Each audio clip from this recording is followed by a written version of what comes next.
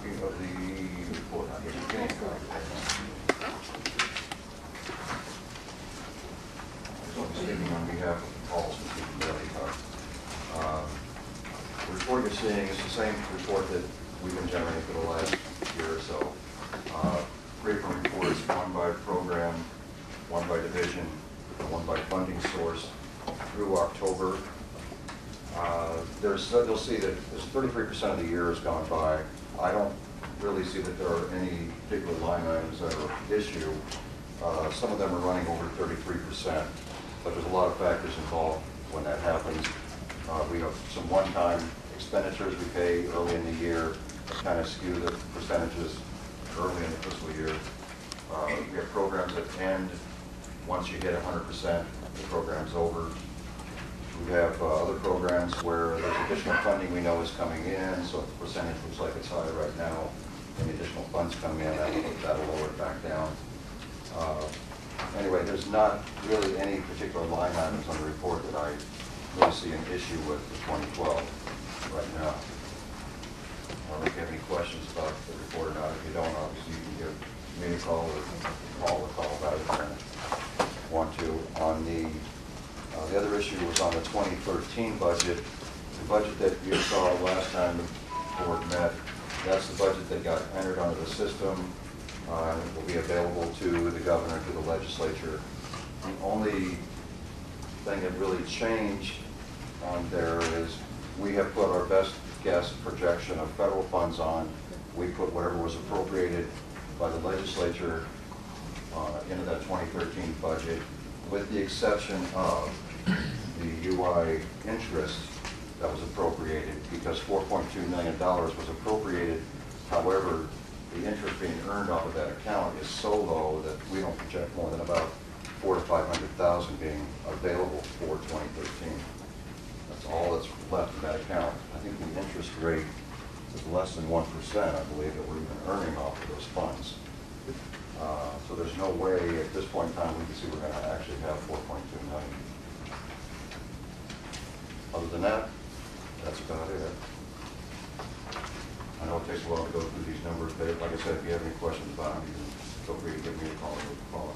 Kelly, can you please put that in layman terms on the UI funding? I always end up using the wrong term for that account. It's Reserve. It's the reserve fund, Fund. the UI reserve fund.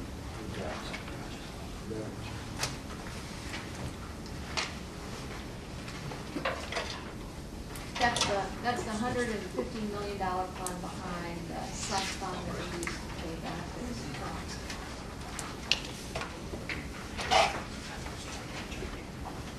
Would you like a few more minutes to look at this, or are you? Yeah, 2 more minutes. Yeah.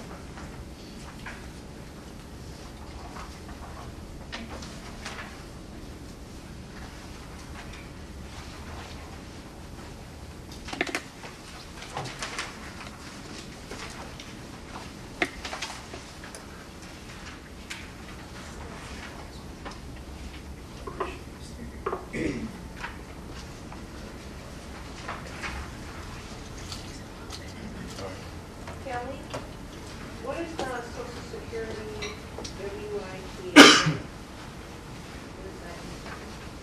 You know, this hearing aid, I still don't hear very well, I'm sorry. Yeah, yes it is. Special, yeah, and it's the same situation when we hit 100%, it's over, that program ends. No, it's not. Hi, this is Francis Gunn. Kelly, I couldn't hear the question or the answer. It's kind of garbled. Couldn't hear. Okay. Just one, Kelly, do you want to talk into this one? Just one second. Hello? What was the question? The question that Jean had, I didn't hear the question or your answer. Oh, it was about the, one of the programs listed on here, the Social Security WIPA grant, and it's running at about 77% expenditure at this point. That's one of those programs where when we hit 100%, the program ends. So, Did you hear that, Thank Francis? you.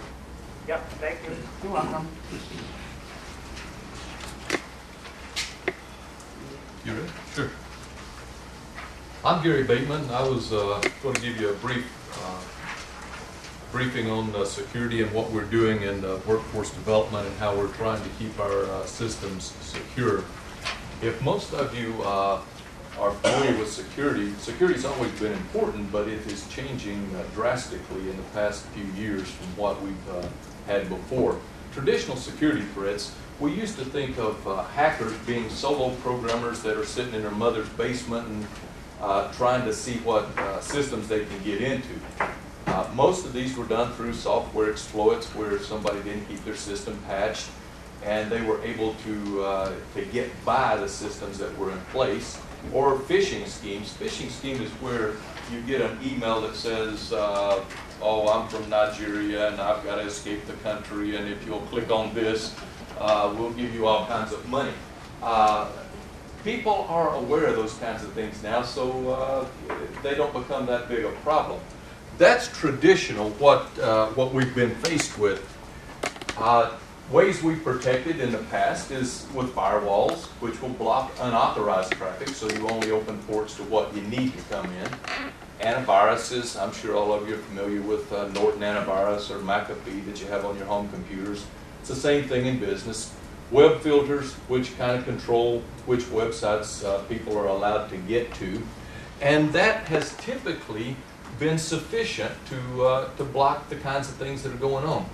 What we're finding now is that firewalls, antiviruses, web filters have become so good that they're blocking a huge percentage of everybody trying to get in, so hackers are finding a better way to do it. And what we're being faced with now is organized crime syndicates actually hiring top-notch programmers. They're paying huge money for programmers that can write exploits to get in around systems that we have. Foreign governments actually using soldiers to attack other governments or other businesses. China, for example, has 2 platoons of soldiers that their sole job is hacking. They train them in the best methods out there, and their whole job 100% is trying to hack foreign governments and other businesses. It's not a matter of if you're going to be hacked, it's a matter of when they're going to try. Other phishing schemes now are becoming much more sophisticated. Now they're looking at the news that's coming out on a day-to-day basis and sending out emails based on that news. Oh, Paris Hilton just did such and such, so all of a sudden you get emails talking about Paris Hilton, or something happened in the Senate, and all of a sudden you will get emails concerning that. Click here to do such and such. So they're becoming much more sophisticated. Social hacking. This is a very interesting thing. They're tricking people into putting malware behind the firewalls. For example, I heard of an instance just recently where a hacker went into one of the businesses in New York City, and he had an appointment, you know, a bogus appointment, and he told the receptionist that he had an appointment with this certain fellow, and that he needed to go to the restroom before he meeting started. Well, when he went to the restroom, he had a little USB card, and he put it in an envelope and marked confidential on it and dropped it in the bathroom. Well, guess what? Somebody came in, found a USB port with confidential, and their curiosity got the best of them.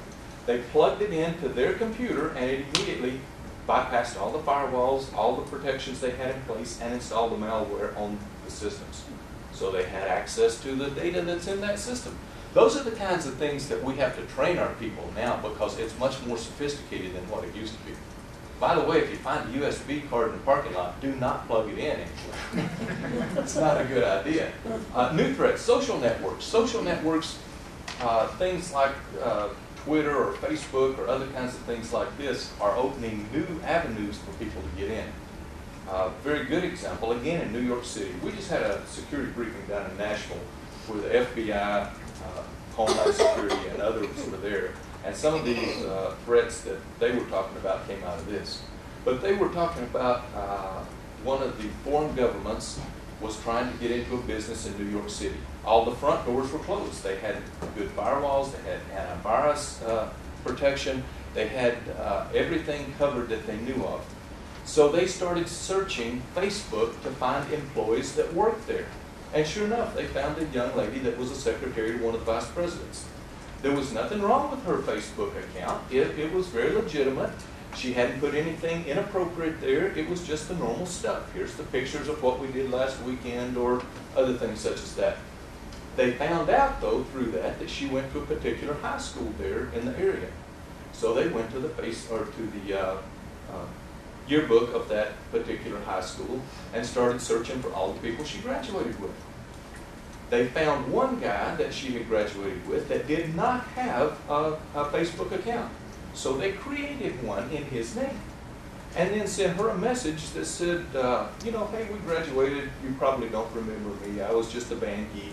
But just saw your Facebook account, thought I'd say hi. Well, she said, oh, yeah, I remember you. You know, hi, how's things going?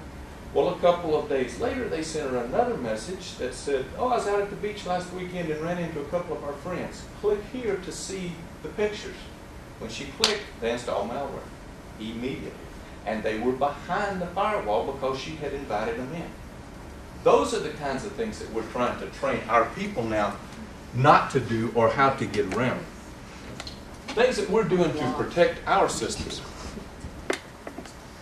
For example, we use automated systems now to test any new programs before we put them out on the web. So when we write a new system that says you're allowed to file your unemployment claim through the web, we run automated tests against that to see if there's holes there that we can attack before we ever deploy it. At least close up the known holes that we know is there.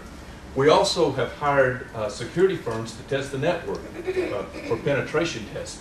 We just had a firm in last week. We have another one in this week. And guess what? They did find a couple of things that we didn't know existed. We've since closed those, but had we not known that, I guarantee you a hacker would have found them. So that's an ongoing thing that we have to stay on top of. Another thing that we're doing is using programs to create policies that get around the fact that some people do make dumb mistakes. There's a data loss prevention system that we just deployed on some computers that will not allow you to plug a USB in unless it's an authorized USB. We have certain USB cards that we encrypt and we say, okay, you can use these for whatever you need to. But if you find one in the parking lot and plug it in, it will disallow it. It will not allow you to do that. So those are some of the things we're doing. And also we're going through formalized training for all our employees. DAS just bought a training system for security that everyone will be required to go through in the agency so that they're aware of things like this as well. That's about all I've got today. Does anyone have any questions? I'm glad we're all secure. I'm not sure about that. Laptops. What do you do about laptop security? I mean, First thing we do is encrypt them. So they're all... Could you repeat the question, Oh, I apologize. The question was, what do we do about laptops and how do we keep those secure? We encrypt the laptop itself, so everything on it is encrypted. We also protect it with a McAfee antivirus so that when you sign on, the first thing that comes up is McAfee. If they do break it, it gets it's encrypted so they can't get into any of the information. And we're doing that with other mobile devices too, because we also have iPads and iPhones and other things such as that. So we're deploying the same technology across those. One of the best things we're doing is actually using virtual desktops for our staff in a lot of cases. In some computers, even laptops, we're putting merely a few clients on those laptops and gets them back to a virtual desktop. Now what that means is that there's nothing on the computer except a link, and it's also encrypted. So once they get on and sign on to the server, they get their desktop. And when they sign off, that whole desktop is thrown away.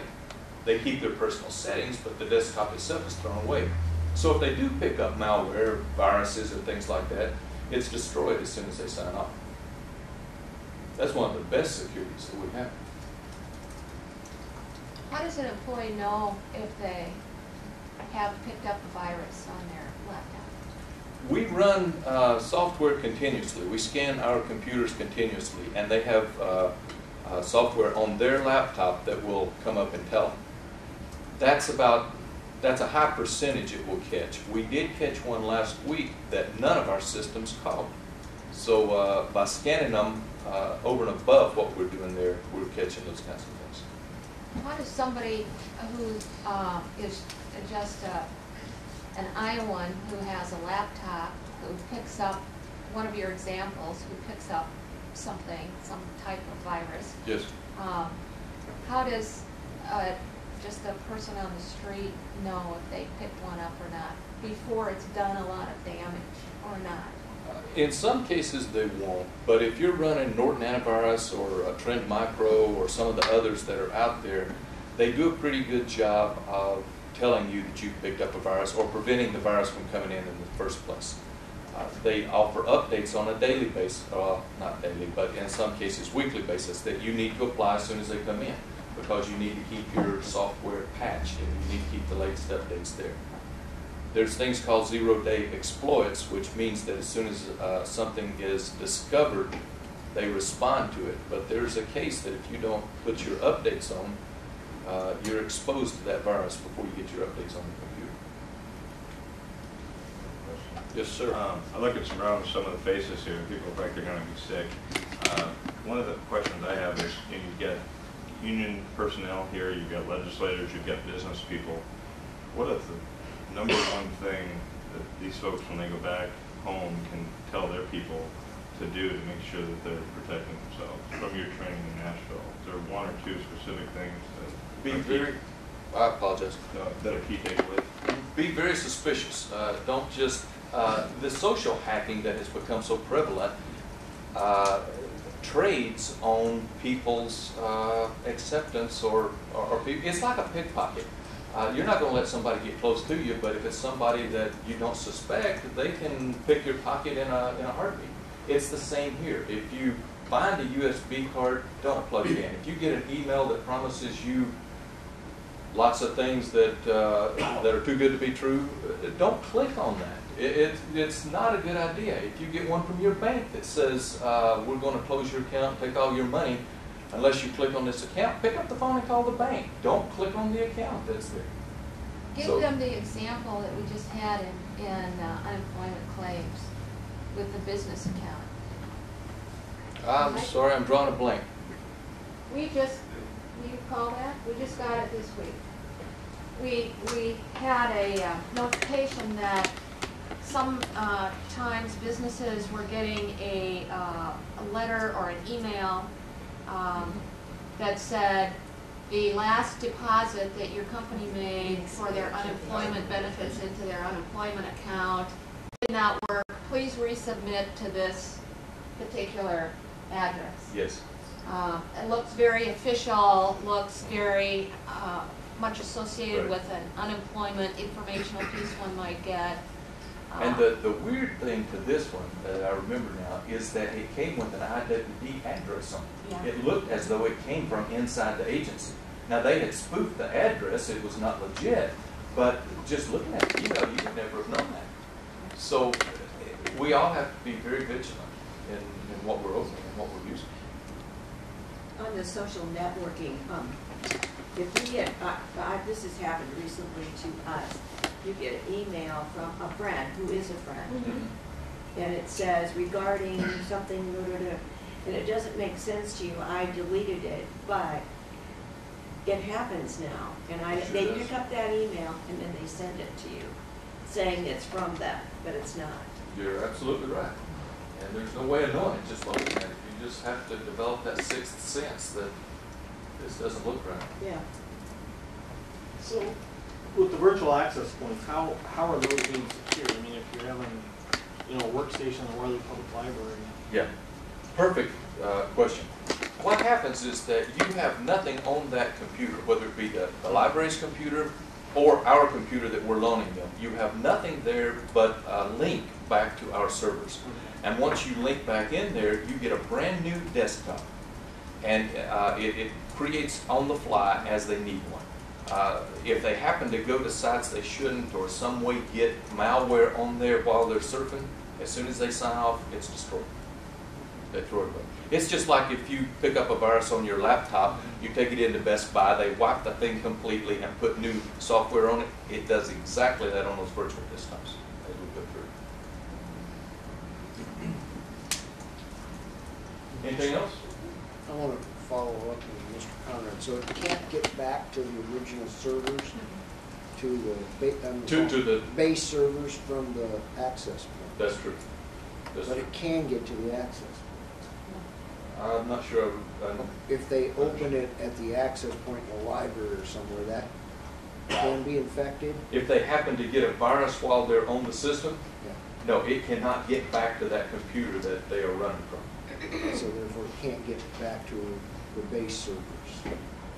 The partner, the host servers, if Right. you're on. The whole system, it Yes. can't get into it, it's No. wiped out, It's wiped out. even if it's on there. Yes. It throws away everything, legitimate or not legitimate. Throws it all away. What about iPhones, iPhones, Blackberries? Droids. What about? Those are mini computers. What we're finding now is that those smartphones now have as much power as a lot of laptops. And we're using the same technology to protect those. We have McAfee, for example, has out something called mobile data loss prevention that we're deploying on it. We have, as some of our people know, with McAfee on the phones that we use, if you type your password in wrong too many times, it immediately wipes the whole phone. I think Director Whaler can attest to that. I can attest to that. It will do that. The other thing is if you lose your phone, as soon as we know about it from here, we can wipe the phone remotely as well. So that wipes everything. In addition to, it is encrypted. So there's no key to it there. What you've been describing about the protections we're doing in the workforce, is this state government-wide same exact stuff, or are you doing things different? Are you running independently of their security? A lot of agencies are a little independent, though we're pulling them together. One of the things that I've been talking to Jeff Franklin, the state CSO, about is that we need to do this from a state perspective now. And I think he has put requests in his request to the legislative branch this year to fund some of those mandates. So we are working very closely with Jeff to do this. We're not, however, waiting on them to do it. We're going ahead on with some of these initiatives on our own because we don't feel like we can. How does this fall with the IT, and it's condensed, it's all, the agencies are coming together now. Yes. How does this fall with them? If you're gonna say that there's still some out there doing it separately, we're under the impression that IT is being condensed. It is being condensed, but that's not an overnight thing. And so as DAS is condensing, we're working with them to condense that. But in cases where we feel vulnerable before they have gotten to that, we will go ahead on our own and make sure So we're not. we're still running IWD's running its system. Yes. DAS is working to condense systems. And we're working with DAS. And you're working Yes. with DAS. And all these other agencies are involved in that. Yes. And back to Bill, Senator Dotts, are they all in a protected area? Or is it can't just speak. IWD that's in a protected area? I can't speak for other agencies. I know some that I would be a little nervous if I were in their shoes. But the Central Security Office is working with them to get secured as well. That's a Central Security Office? Jeff Franklin is the Chief Security Officer, so he's the, yes. Central Security. That's in Department of Administrative Services. Yes, ma'am. Other questions? Thank you. Thank you. I appreciate the update. Some of it flies over my head. I'm techno peasant, but that's okay. Okay, moving right along. Are we going to take a quick break here and gather up our lunches? It's early. I don't know if lunch is here. If it isn't here, we'll just go on. Maybe we'll have a lunch where we can visit instead of having a demonstration. No, or we can break halfway through if that works, but no, it's not.